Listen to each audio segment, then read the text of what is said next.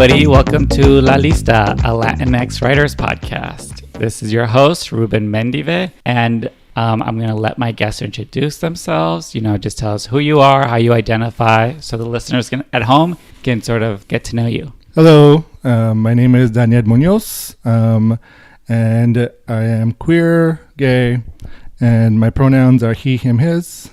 And thank you, Ruben, for having me on the show. Yeah, no problem. Let's start at the beginning. My first question is always... At the dawn of time? Yeah. So my first question is always, where are you from? So I'm actually a native of LA, born and raised. I was born in Kaiser Sunset, lived in Silver Lake for the early years of my life. And then my family moved into a house in this small neighborhood in East LA. Not many people know about it. It's right in the cusp of El Sereno City Terrace. It's called University Hills. My family bought their first house there and grew up the rest of my life there. Went to Syracuse Elementary, El Sereno Middle School, and Woodrow Wilson High School. And so how did your family even end up in Silver Lake? Well, the funny thing is I'm first generation. So my mom was born in Nayarit in Mexico, and my dad is Chilean. He was born in Valparaiso. And my mom migrated over here on her own. She needed to work. She grew up very poor. Didn't have much electricity or running water or anything. So she left Mexico when she was 18, and she only had $1 to her name because that was the bus fee. So if she didn't get in the United States for whatever reason, she had money to go back. So luckily she was able to come over to the United States, and she moved up to LA and found work being a nanny in like the rich area in the valley. So she would stay there Monday through Friday, and then she would go home for the weekend, where she found an apartment in Hollywood for very cheap. And she had like it was a 1-bedroom apartment. There was like 3 people who would live there. And she didn't speak English when she came here. And the people she worked for that she nannied didn't speak Spanish. So it was always an interesting way they would communicate with each other to understand. The nannies, the women that she would nanny for would pay for her to learn English. So she took English classes, and she ended up being fully bilingual. And one day my dad and my mom, they met at a nightclub in Hollywood. And it wasn't love at first sight. It was for my dad, but not for my mom. My mom was she was just about working and then going learning English. And so she was like, no, there's no time for boys. She was like, at this time, it was like maybe 22, 23. And my dad was older. My dad was 11 years older than my mom. I don't want to say he was stalkerish, but he found out where she lived. And this was like pre-Me Too. Yeah, this is like in the 70s. Yeah, back when it was like cute to do that. Well, the funny thing is, one of her roommates ended up dating my dad's friend, and so that's how he found out where she lived. Yeah, and he went and asked her out. I kept asking her out, and my mom was like, "Well, I'm very busy. I'm hardly here. If you have the patience, then sure, we'll go out." And I guess my dad courted her and won her over, and eventually they got married. But my dad was also not born here. Yeah, what's that story? Yeah, my dad grew up also poor in Valparaiso in Chile, and that area, especially in the 70s, 80s, and 90s, was very, very poor. A lot of homeless. And now tourism has really flourished in Chile, thankfully. So it's not as bad as it used to be. But my dad, to find work, he would work on ships, on boats. And he found this job that a friend told him about in Germany. So he left Chile and started working on the docks in Germany. Mm-hmm. And he traveled the world. He went to Morocco. He went to all this place, and finally docked here in Los Angeles. And my dad was just like, I don't want to go back. So they keep your passport when you leave the ship to make sure you come back. But my dad was like, fuck it. Like, I'm not going back. Yeah. And he left. And they kept his passport, but he could have gotten a new one here at the embassy. Embassy, thank you. Yeah. And so he did that. So, and he found a job working construction because back then you didn't really need papers to work. So he got a house also in Hollywood. And that night at the nightclub that we went, the funny story of really how they met is my mom had gotten like a flu and she was super sick, but her roommate wanted to go out. She was supposed to go on a date. The date stood her up. And so my mom's roommate was like, well, I'm not going to stay home and pity myself, so I'm just going to go out. And you have to come with me. And my mom was like, wait a minute. I'm like 102 fever. Like, I'm not going anywhere. She's like, no, you can't let me go by myself. Like, oh my God. We're females. Like, we can't be going by ourselves. So you are coming with me. So definitely my mom did not want to meet anyone that night because she was super sick.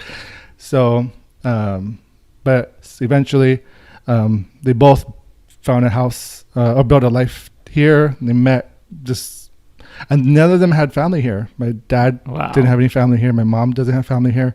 Wow. So it was, I guess, an interesting and rare find for them to find each other. Yeah. Especially in LA. Like, of all places to find love. But at a nightclub of all places. Yeah. So people, it's true. You can find love anywhere. Yeah. Who knew there was love in Hollywood? All right. And so, like, I'm sure you were very little when you lived in Silver Lake. And, just from, like, what I hear is, like, Silver Lake and, like, Echo Park used to be very, like, working class, like, Latinx neighborhoods. Yeah. From the time I've lived in LA, the last 6 years or so, that hasn't been, like, really the case. So I'm just curious, do you know, like, what it used to be like? Yeah, it used to be very, very Latino-centric, but also it was the queer rise up was starting there because I was born in the 80s, and that's when a lot of, like, I believe there was more nightlife with the gay community happening. Though I was very little. I had asked my parents. I remember we had gone back when I was a teenager, and I was like, "Oh, weren't there like a lot of cholos in this area?" And my mom was like, "No, there was not many cholos. It was mostly Latinos and gay men." And I was like, "Oh, okay." So in Silver Lake, we moved to. It's part of like Northeast LA, University Hills, when I was like around 4 or 5, and started going to school. In Boyer Heights. Yeah. So, and for like, you're saying that you had a small family. It's the same thing with me. I think there's like a handful of us over here. I think I'm the only one this far west. And I'm also sometimes jealous of like other families who are like, oh yeah, I had all my primos and my tias and everything. So did you have any of that? No, I didn't. Yeah. I mean, we would go to Chile once every other year because it was pricey for us to go. We would go to Mexico every year to go visit my mom's sister. Now, my mom had a big family.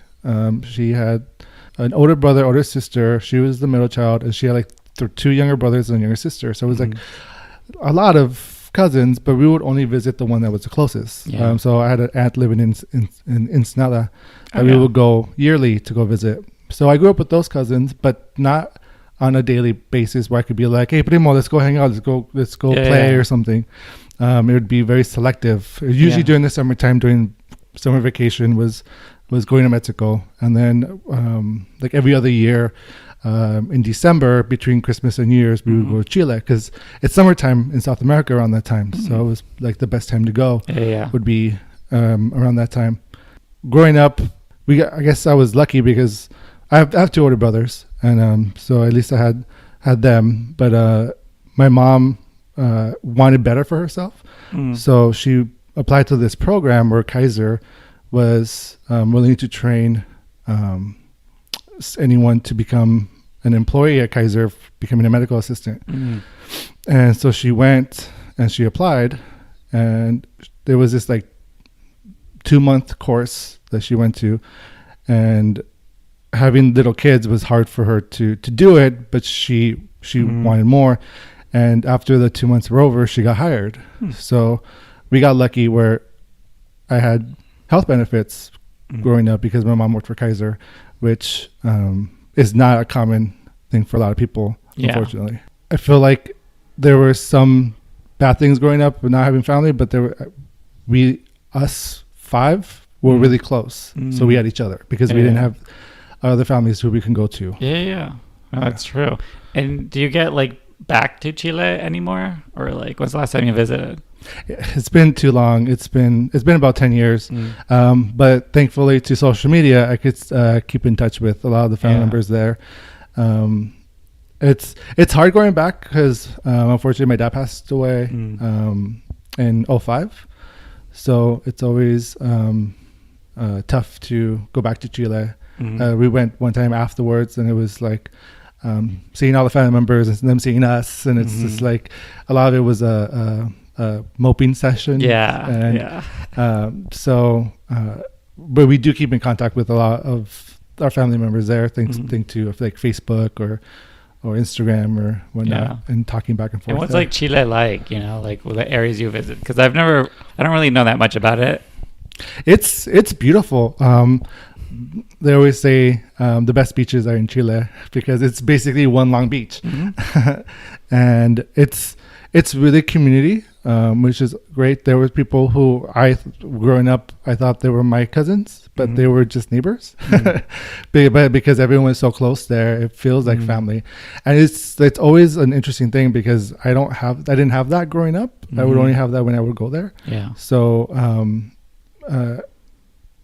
you don't know what you're missing until you have it. So it was always a nice thing. It was funny because our parents would always make fun of us because they would always say that we never wanted to come back to America. We always wanted to stay in Chile because the community there was so strong. And we would always take because our vacation was like 2 or 3 weeks from school, so we'd always take a 2-week vacation to Chile when we would go. We would also go like to Santiago and other places as well, like on buses or tours.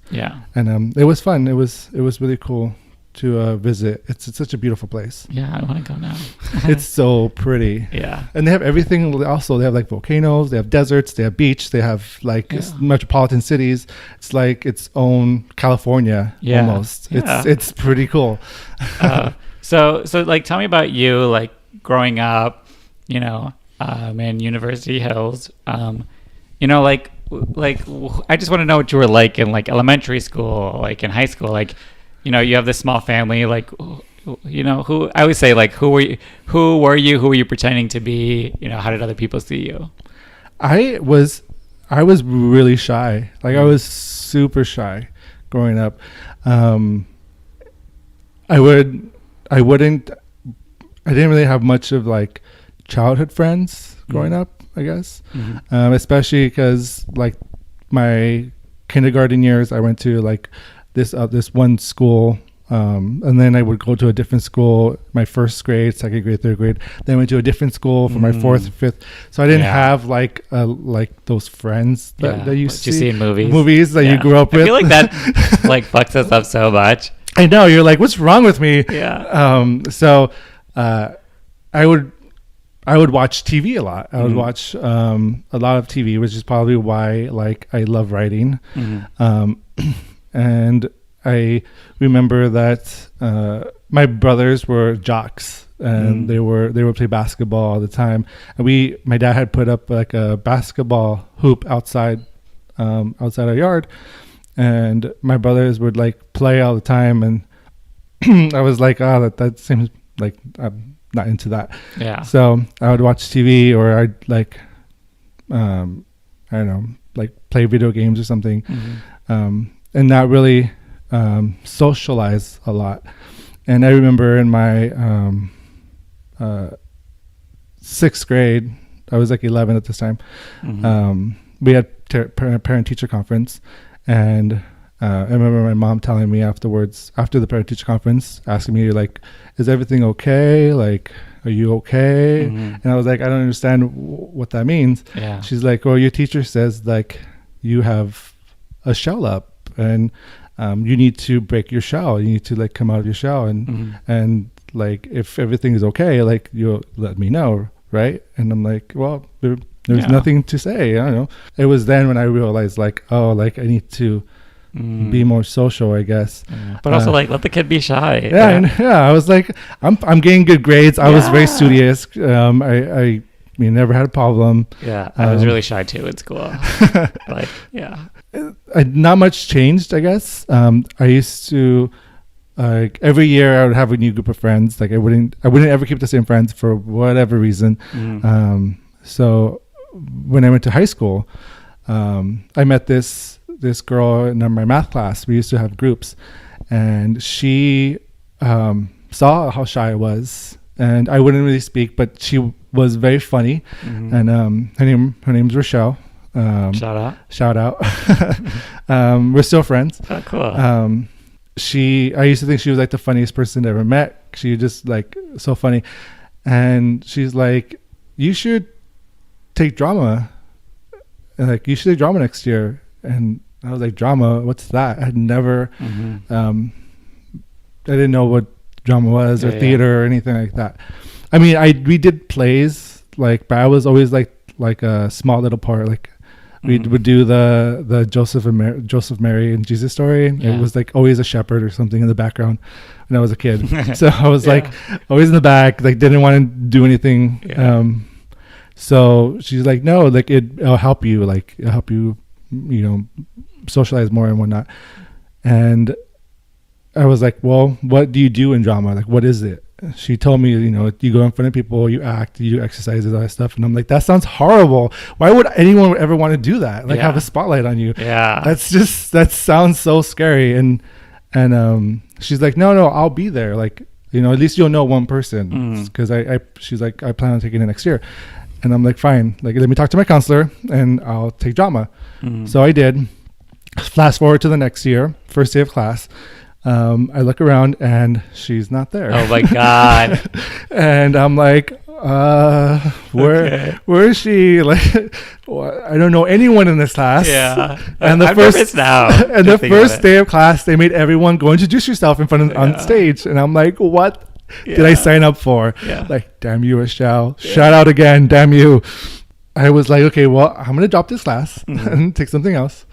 But I saw there were other people who were just as nervous as I was. Yeah. And even people who were like worse than I was.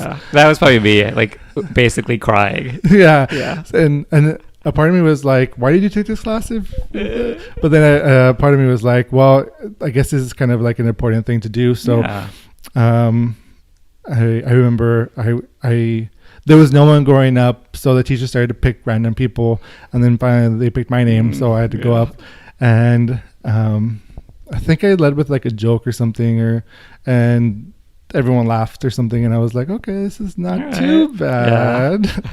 I didn't pee myself, I'm fine, like, okay. So we started to play more like icebreaker games and stuff like that, so I found myself being a little more open, a little more social with the rest of the group in the class. Yeah. And then we went to go see this play, Romeo and Juliet, and it was produced by this theater company called Woolen Company. And the cool thing about that theater company is that they had high school students in their shows. And so this was at the LATC, which is in downtown, back in the day. This is like in 1997, I think, 1998. And when they had residency at LATC. And they had the kids from, I think it was maybe Garfield or another high school, Roosevelt. They had kids from Roosevelt High School. And for the next semester, they were looking for another high school to adopt and bring in their kids. And my teacher was interested in that for us. Yeah. So she went to the artistic director, who is Colin Cox, shout out. And she told them that she was interested in bringing their program to our school. And when they worked it all out, the teacher asked us all who was interested in being a part of this play in the spring. And I was like, well, I'm in it this far, might as well try something new. So I volunteered, and that changed my life. Like, that was amazing. It was one of the best experiences I ever had. So what it was is that when we started, rehearsals began, and we did the Tempest. So we played all of the side characters and in the play, and we were exposed to working with professional actors. And we did rehearsals every day after school and then on the weekends. And when we performed Tuesdays through Fridays at like 10:30, and then Saturdays and Saturday nights, and then Sunday matinees. But because we were going to school during the day, we would have to alternate groups. Like, we would have groups like mirrors, and we got to miss school, like to do plays in downtown with professional actors. Like, it was awesome. So since I was such a good student, you had to have a GPA of 2.5 or higher to participate, and my GPA was like 3 point something. Brag. Brag. So meeting other people who were not afraid to be who they were, or not shy at all, which I think maybe growing up gay was probably why I was so shy. Just to like not have to speak about it to anyone or say anything to anyone, or just like an easier way, just not call attention to yourself. Because then they'll be like, hey, what's this? Like, And it just like, I guess it was like its own defense mechanism without even knowing that it was a defense mechanism.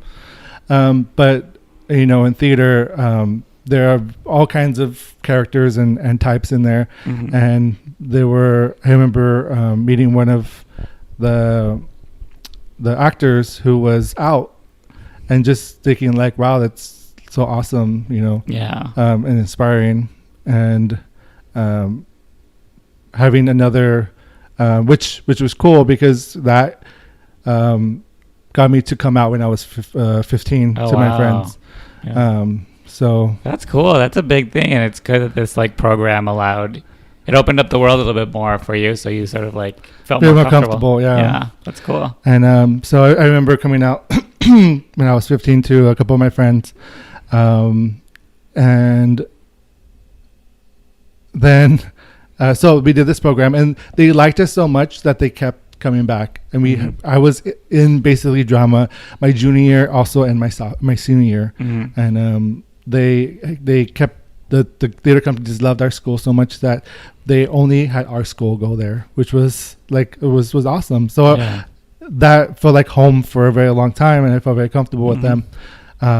Now in high school, so I was starting to find out more and like be more comfortable, be more open, be more not as shy, like more comedic and funny and jokes. By like senior year, me and my other friend, we were known as like the class clowns and whatnot.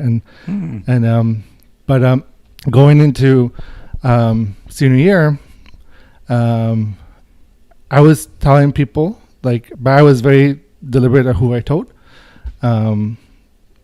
But I remember I told one person who told other people who I didn't want to know.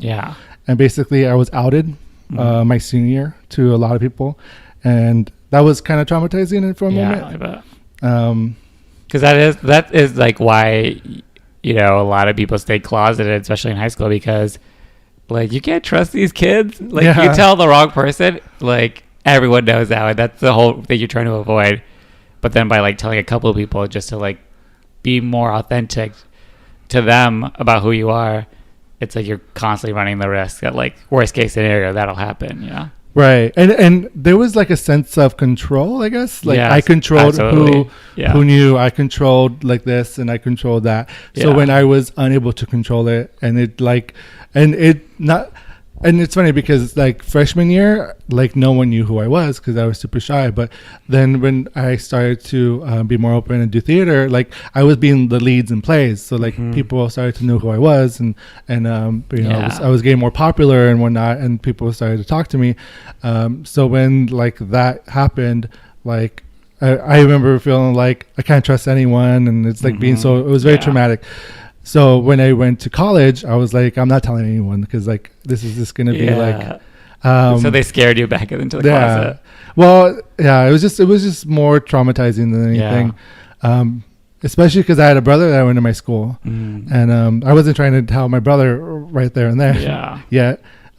So I was just like, and then when I went to college, my brother went to college too. Like he's only like a year older than me or 2 years older than me. So and my brother's definitely not a quiet person. He can't keep a secret, or he'll use a secret against you. Like like he's just well, I mean, he's not like that anymore. But growing up, that's how he used to be. Yeah.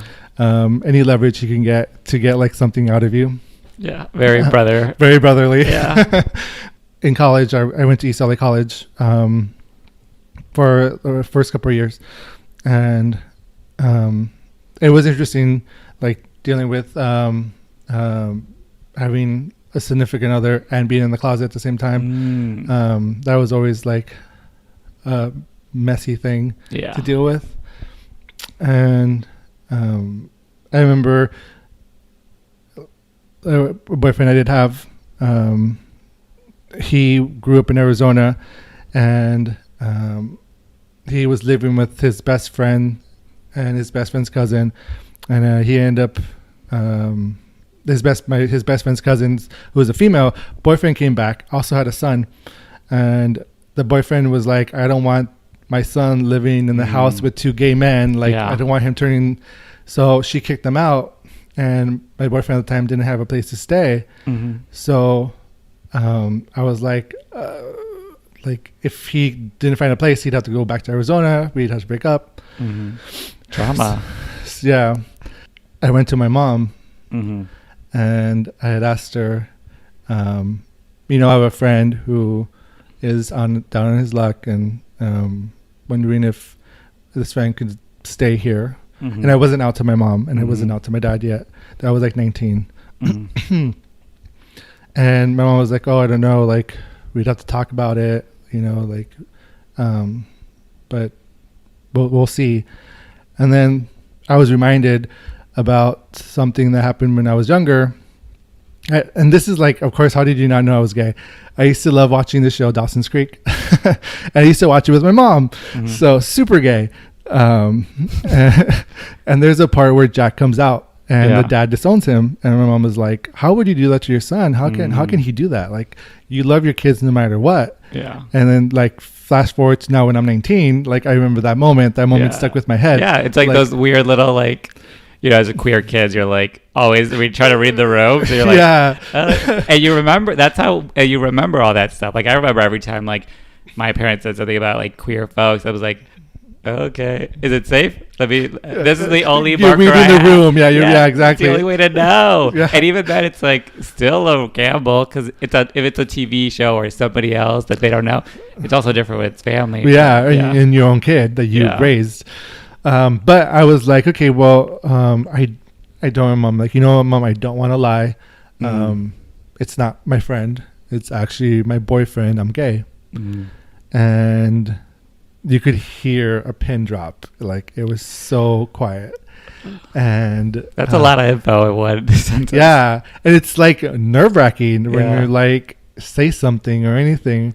And so like to break the tension, I asked her like if she knew, because they say all moms know, like moms always know.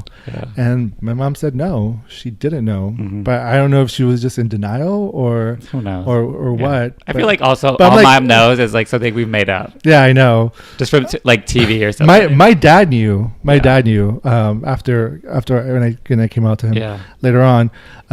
But it was like coming out to my mom, it was really awkward, and like after that she's like, he can't stay with us, like your dad would not be okay with it, and like be sorry, but no.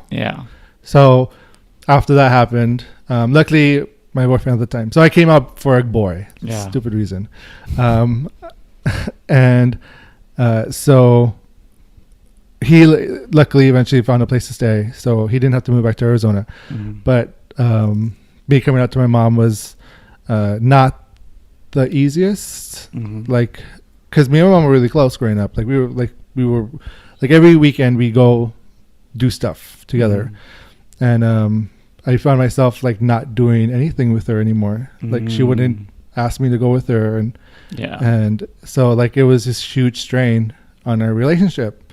Mm-hmm. And this is like totally not what I expected. I expected everything to be okay. Yeah, what I would have done. Yeah, I know. I'm like, what the hell?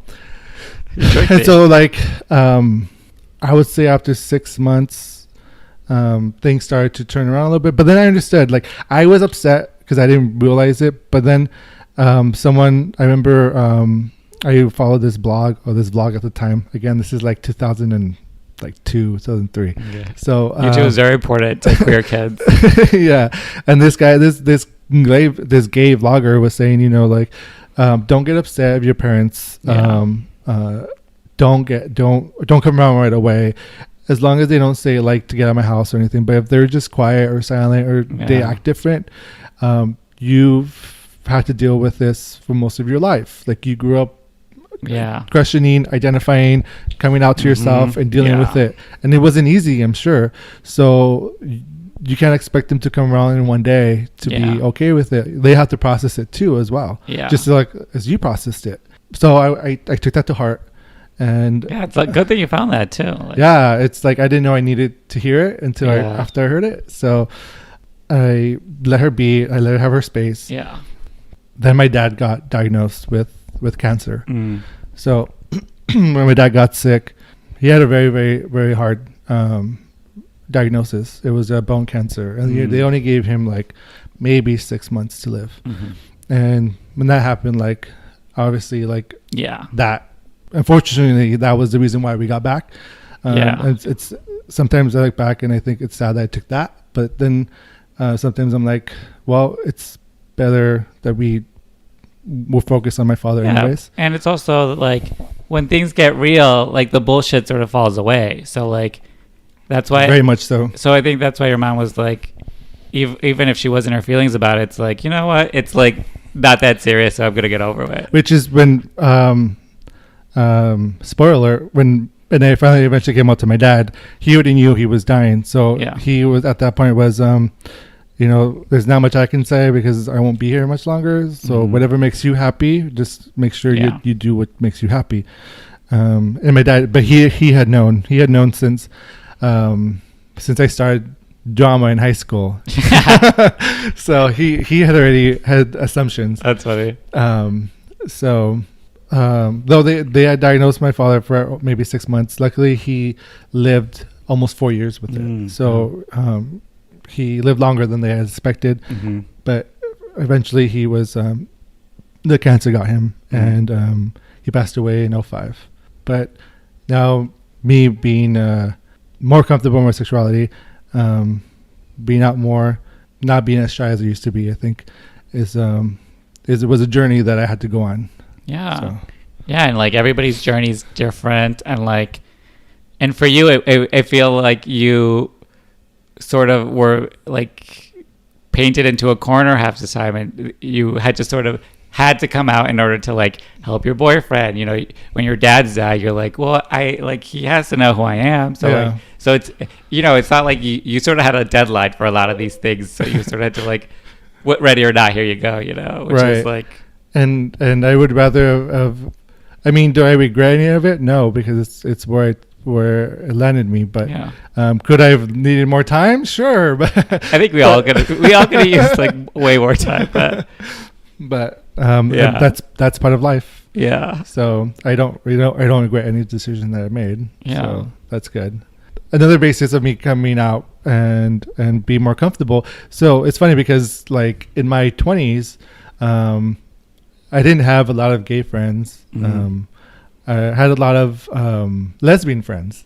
So I don't know why I just gravitated towards lesbians for whatever reason growing up. So I would always go to lesbian bars with them. And it's funny because I would always like go to, when I would go in, the bouncer would be like, this is a lesbian club, you know that? And I'm like, I know, I'm gay, like relax. Yeah. So I didn't have like that squad or whatever, or like that. Also, I feel like, again, I think that's something TV makes up. Like, I know, but funny enough, like I would say like about 10 years ago, like that's I met like my friends now that are my squad. Yeah, you build your squad. It doesn't it just is happen. no, you build it, and like it's like a healthy gay relationship, friendship, you know. Yeah, which is definitely something you don't really grow up with. No, or see it represented, so you sort of have to like figure it out. Yeah. And which is like, I always feel like I mentioned before, every year I'd always have a new group of friends, and I never knew why. It just happened. Like the friends I had from the previous class, like either they never they didn't go to the same school, or like we just stopped talking for whatever reason, like high school or middle school stuff. Like I never really had the same friends every year of growing up. So I was always thought like I'm cursed to have friends, like never have the same friends. I'm never gonna have the same friends. And now like 10 years later of having the same friendship is like super important, and they're all queer as well, and they're all Latinos, Latinx, and so it's having them in my life has been such a positive thing as well, for me to being comfortable, being more comfortable with myself as well. It is interesting, you know, because I feel like so many relationships growing up, it's all like by proximity. Also, it's like sometimes you won't have a friend 2 years in a row because their schedule is different than yours, or like you're friends with like the kids in the neighborhood, but if like you're not really vibing with any of them, then like we just like, I don't know, we've because I've had like similar things. That just like, my opinion is like you only really need like maybe 3 good friends, right? Just for the sake of coordination and like scheduling. But it's like this whole like media narrative that it's like, well, all the people on Looking have their squad, all the queer as folk people have their squad. I know. Like the what's it called, Queer Eye have their squad. It's like, well, they're paid to be there. Like they are, yeah. How many of them do really hang out like, on a weekly basis? Like, oh, they're hanging out all the time. It's like, yeah, it's a press event. Of course they are. Like, but yeah, it is like that myth. But it's true. Like you sort of have to like figure your way out through like, you know, queer friendships, and like, and we're all coming from our own places, and like that doesn't mean we're gonna all vibe just because of our queerness, right? You know? And I mean, I have like queer and gay friends, but there's just something about people you have like, you don't need to have a verbal dialogue, but you know what they're thinking, and it's really nice to have that, like those kindred spirits. And it's definitely not something like like I had mentioned before, you don't know what you have until you have it, or you don't know what you're missing out until you have it. And like I had all these friends and whatnot. Some of them were toxic though, like growing up. And you learn your way, unfortunately. But having the friendships that I have now, that are really special to me. So it's not an easy thing, but when you have it, I think it's a beautiful thing to have. No, I have friends who like are in toxic ass relationships for like 5 years, and I'm just like, why are you still friends with this person? Like, oh, well, we always hang out. And I'm like, yeah, stop doing that. Like, I know that's something to be said though, unfortunately. Like some people would rather be in a toxic friendship or relationship than be alone. And sometimes, you know, being alone is not bad. It's not bad. Because people would rather have the squad, and half the squad is like terrible to them, than like actually have like 2 really good friends that they're just like get along with and like, you know, vibe, and like, but it's definitely something we have to like learn and like have healthy relationships with, and that qualifies with like friends, you know. It sounds like a subject of a new play I should write. I mean, you told me a couple of stuff that I'm interested in, like seeing as a play. So let's talk about that. Like, how did you get into writing? I don't remember like the first time I started writing stuff. I feel like I was born writing stuff because I was always by myself. So it was like something I would journal a lot, which is so nerdy. I remember. No, that's cool. I wish I did that because. Well, I wish I kept it. I don't know where. I remember like my favorite journal was this like turquoise journal, which had like a bunch of like animals in the front. There was like tigers and elephants and giraffes. That my mom bought me for my birthday one year, and I was like, ah. That's cool. And But yeah, I think fifth grade. I had just gone to the school, City Terrace Elementary, and there was this like writing group for whatever reason, and I wasn't a part of it because I was new, and they invited me to go to one of the meetings. I guess because I had good grades and I like to write, I was invited. And I remember there was this one classmate of mine who was so annoying. He's like, "What are you doing here? You're not part of the club." And I'm like, "Yeah, well, they wanted me here, so too bad." And it was just like they had write poetry. It was like poetry stuff, poems. And so I remember just writing down some poems, and then just they had like writing exercises and whatnot. So that's probably where like it first started. But all that stuff I didn't really share with anyone. I just kept it to myself. And then I started to, in middle school, I started to like write birthday cards to like my mom and my dad. Again, like I don't know how they did not know I was gay. That's cute. So I would make like handmade cards or whatever, and I'd write like poems in there. You're a sensitive little boy. That's fine. Yeah. I'm also the youngest, so I was like the baby. Yeah. So I always had to do the cutest thing or whatever, and that's because my brothers were jocks. So I remember like I was like not interested in any of that. So I was more like, well, I'm gonna be like into rock and alternative music and be creative, do creative like writing, like do creative writing stuff. Because that you could do on your own. You don't have to collaborate or do anything else. Yeah. So you just need to do it by yourself. So I would do that, and then I remember I would like 8th grade. There was a after school program where they brought in a poet, and they would teach you poetry, and you write like poetry exercises, and then they would have a final, and they would publish the book, and then you would get a book of all these poems from your classmates who took the after school program. Yeah. So I did that. I remember getting the first copy, and I was like, "Oh, this is so fun! Like I really like expressing myself with poetry." And so when freshman year came, I was like, "I'm gonna write a novel." Like any 14-year-old would do, write a novel. That's cool though. So I started to write this novel that ended up being like a whole series of books that I started to write, and I started to share with some friends like here and there to get their feedback. And when I say novel, it was like the first book was only like 200 pages or something like only that. 200 pages. Yeah. Jesus. And it was so like I included my friends in it, and it was like a sci-fi fantasy novel. And if you one of the characters' name in it was named Drake, which is where my email address is from. So it's based on my one of the characters I wrote in the novel. But yeah, so I had this whole outline of like 6 books that I was gonna write, but I never finished it. So that's reminding myself now. Maybe I should go back and finish the do you novel. still have it? No, I don't think I do. But from a 14-year-old to where I am now, like 20 years later, I'm sure I could write something better. Oh yeah, but also that's so cool that you like as a 14-year-old were like, you know, because 200 pages. I didn't have much friends. So. I know, but like 200 pages don't come out of nowhere, you know? Like 200 pages is like you sitting down to write this and like sort of frame a story. Like that's not nothing, you know?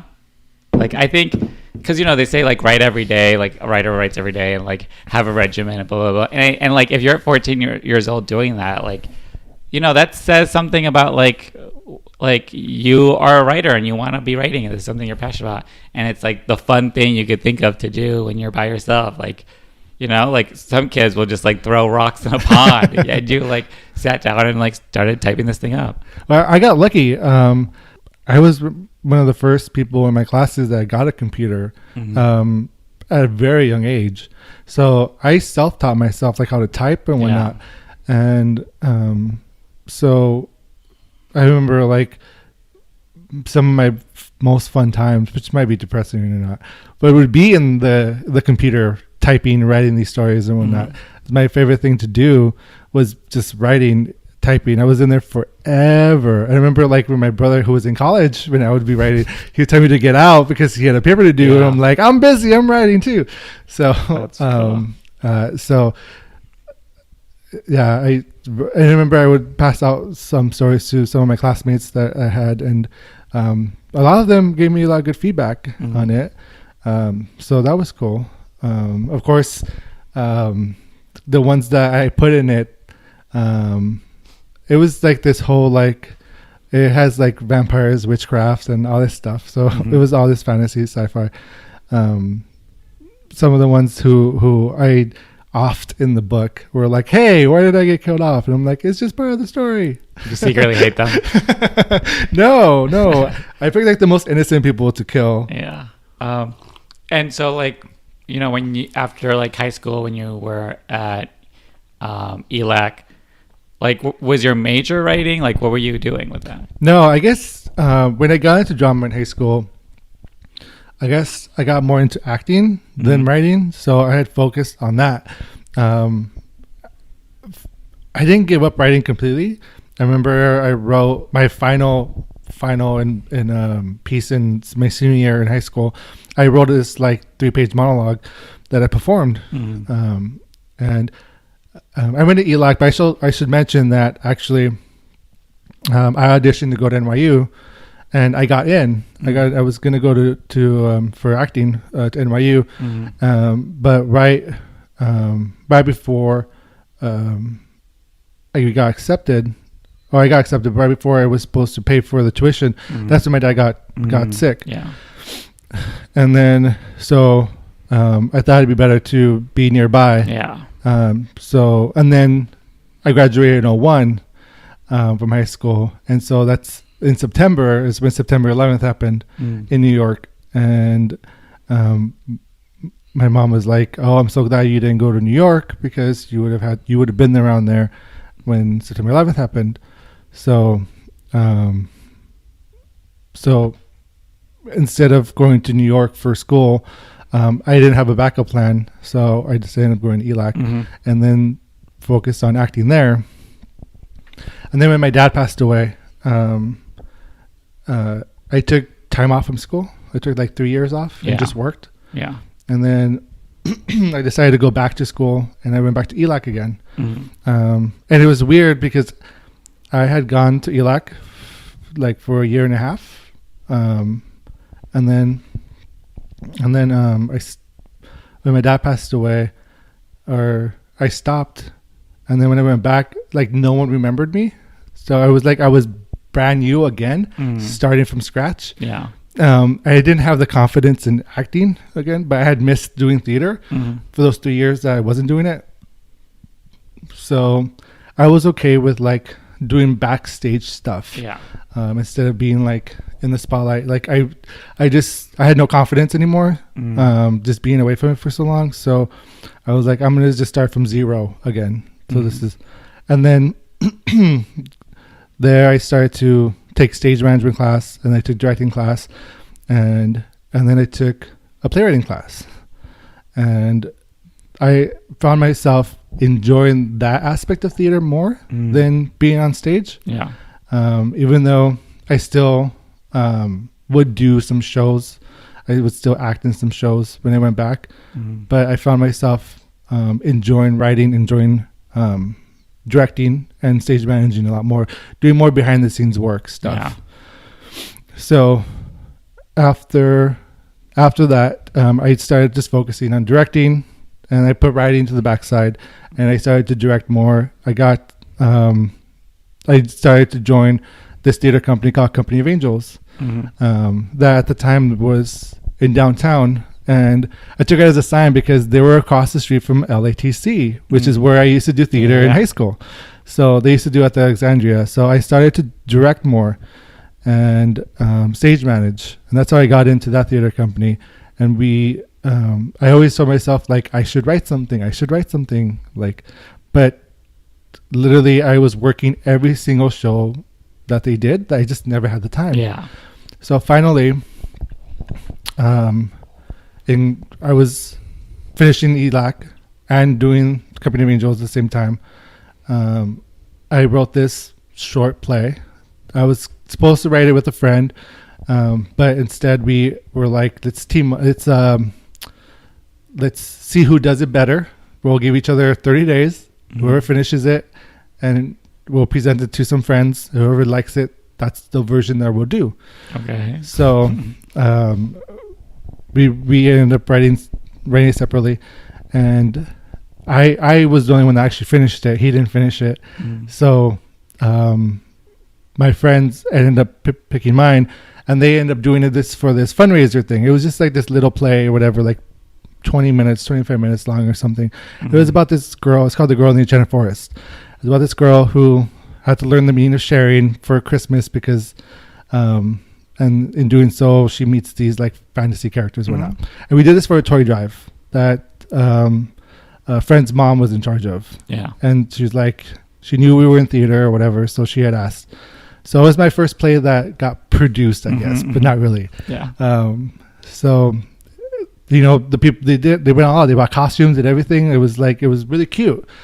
And Company of Angels saw that I did that, and they wanted to do it as part of the season, but they wanted me to write more because it was only 20 minutes. They wanted me to lengthen it up, and I was like, what? Like, you want to do a play from a little kids play or whatever? I was really surprised, but yeah, they were down for it to put it for their Christmas show. So this was like for the next year. So I had like 8 months to adapt this into a longer play. So I did. And we ended up doing a full version of it. And it was awesome. It was such a, like, the costume pieces were amazing. The sets were awesome. Like, everything was great. I had my best friend at the time. Well, my best friend, Heather, she directed it. And it just was like that. Where in high school I was bit by the acting bug, but with them doing that play, I got bit by the writing bug, and I started to write more stuff.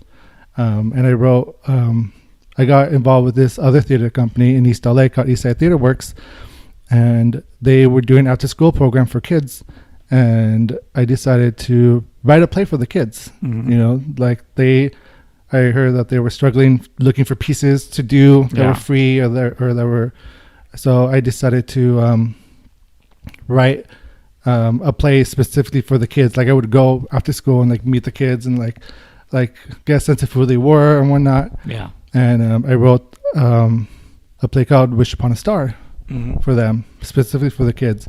And then I also adapted a play, Robin Hood, but with a female Robin Hood as well for that theater company. Yeah.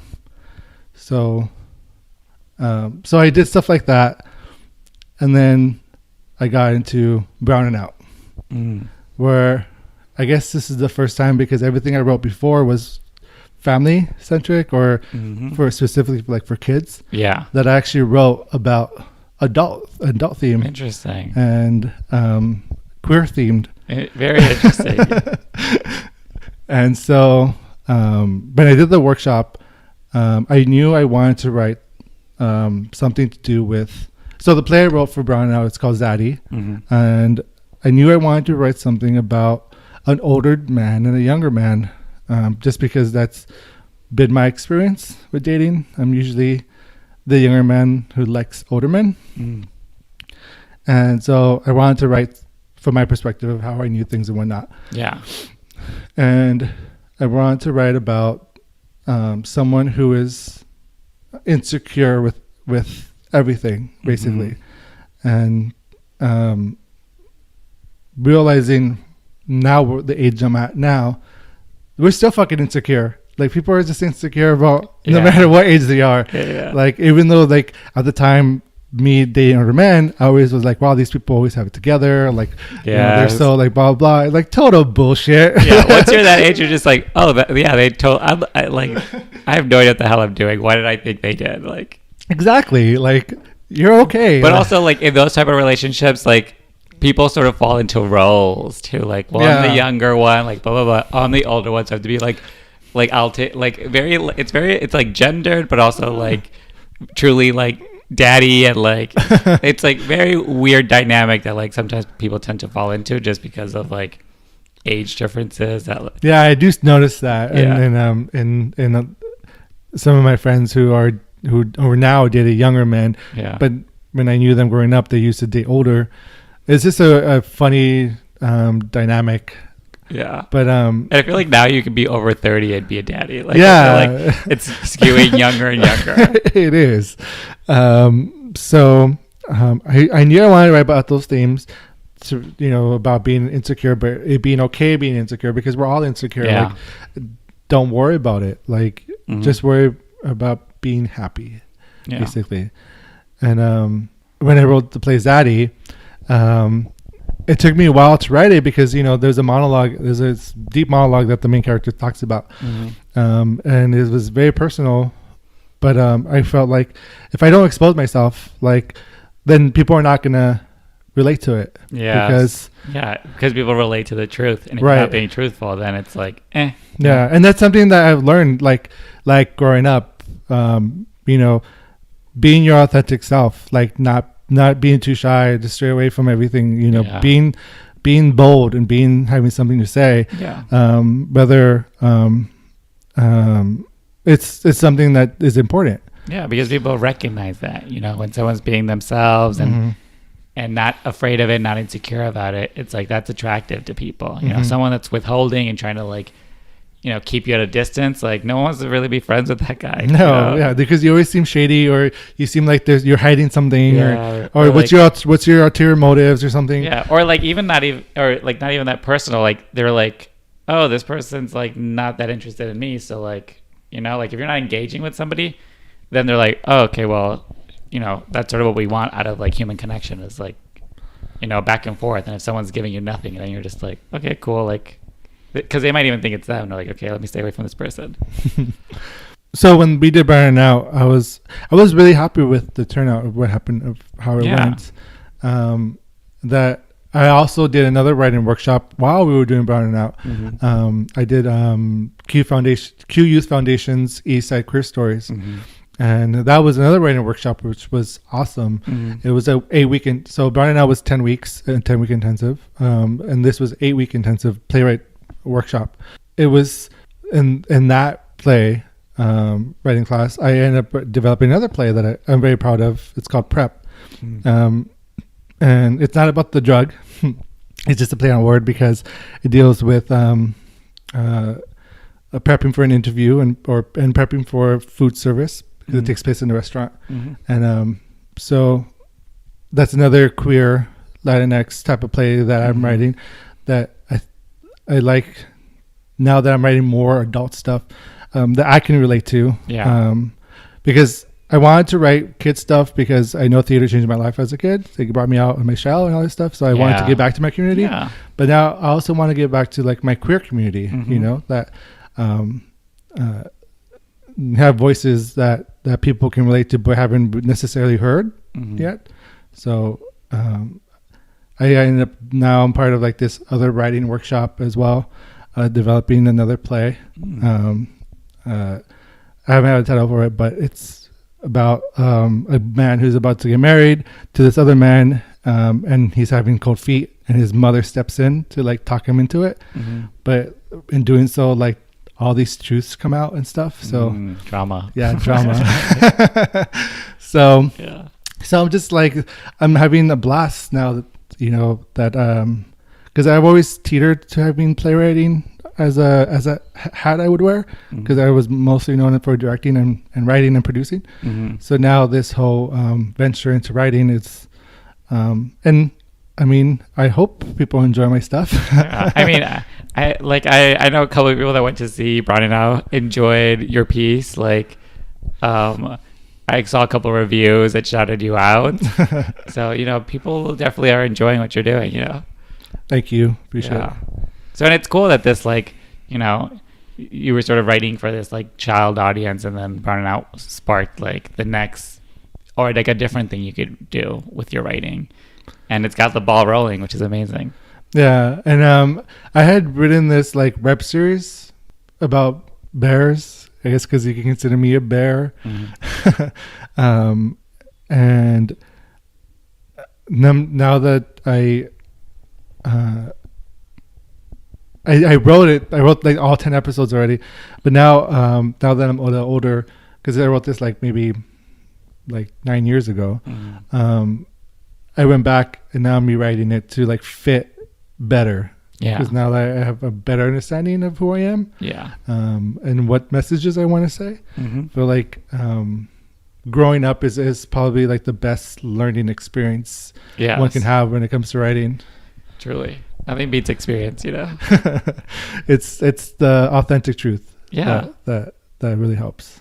You know, this is the part of the podcast where I ask if there's any writers you want to shout out, either like heroes of yours or people you see sort of working, you know, peers or people you're like stalking online who are like, oh, I love what this person's doing. So, yeah.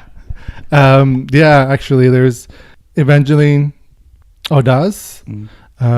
She is incredible. I admire her so much. She wrote this play called This Land that I stage managed a couple years ago, but all her writing, like I am just in awe of her. She's just such a great writer and just an amazing person to begin with also. There's this other playwright called, his name is Mauro Flores Jr. He's hilarious. He's probably one of the funniest playwrights, LatinX playwrights out there. There's a couple, they're not Latinx, but they're people of color. That's fine. Who I just admire their work so much. Donald Jolly, his writing is superb. He's just on another level. And also on another level, and who is an incredible writer, and she has such a way with words that it's just mind-boggling. Julie Tyrell Ono. Sorry, Julie, if I butchered your name. But she's incredible. And another incredible playwright is Vasanti Saxena. She is incredible as well. Like, I've worked with them as a director or as a stage manager. So, like, seeing all these people's work really shaped how I write. So I owe these people a lot. So they are incredible. Yeah. Yeah. And I see that you do, you know, a lot of work with like Company of Angels. So if you could just sort of explain to like the listeners, like what they do, how they can get involved. Yeah. Company of Angels is one of the oldest nonprofit repertory theater in LA. So it was founded by Leonard Nimoy and Richard Chamberlain back in, so we're celebrating our 60 years this year. So 60 years ago, it was founded. And what they do now, because it's Company of Angels, they focus mostly on LA-based playwrights and original works. So they do playwright submissions. We also have a playwrights group that have like maybe 7 to 10 playwrights who are devoted to like writing scripts for us and getting their plays worked on. Yeah. But also we do like play submissions for people who live in LA and not necessarily like the play has to take place in LA. That's not really what it is. But the playwright has to like live in LA so we can showcase playwrights who live in LA. So we do a lot of original plays and a lot of original works. And we have our annual play festival every year. Which we always have like we need always at least 10 to 14 actors. So it's always our big play of the year. It's our LA Short Play Festival, which we just completed this year, but we're going to have next year's pretty soon up. So we're always looking for actors, playwrights as well, because we do like 8 to 10 plays. And you could always go to our website to figure it out at companyofangels.org and check out all the new stuff. And also, where can people find you? Plug your social media, you know, where they can hit you up, see what you're up to. You could also go to another website, etwla.com is Eastside Theater Works. They're the ones who do the after school program with the kids. So check out their work. And also you can follow me on Instagram as Dan the Man. But it's Dan with like 4 underscores, then 4 underscores, then the man. Okay. I'm more active on Instagram than anywhere else. So that would be the best place. Okay, cool. All right, so now for the final question. I asked all my guests this. It's the title of the episode. So it is, I'll give you a prompt. You fill in the blank. The prompt is a blank Latinx writer. So it could be, how you identify, sort of the type of writer you are, the journey you've been on, just a good way to like invite other writers like you to hear your story, learn from your experiences. And so I don't know what you got. I would say Mexican Chilean, not shy anymore, Latinx writer. All right, perfect. Yeah, that would do it. And we'll see how many also Mexican Chilean not shy writers we can find after that. So I do want to thank you so much for being on the podcast. No, thank you so much. This was awesome. Yeah, so really appreciate it. I'm definitely excited to see your next play. I'm so excited to see your next play. Yeah, we'll see.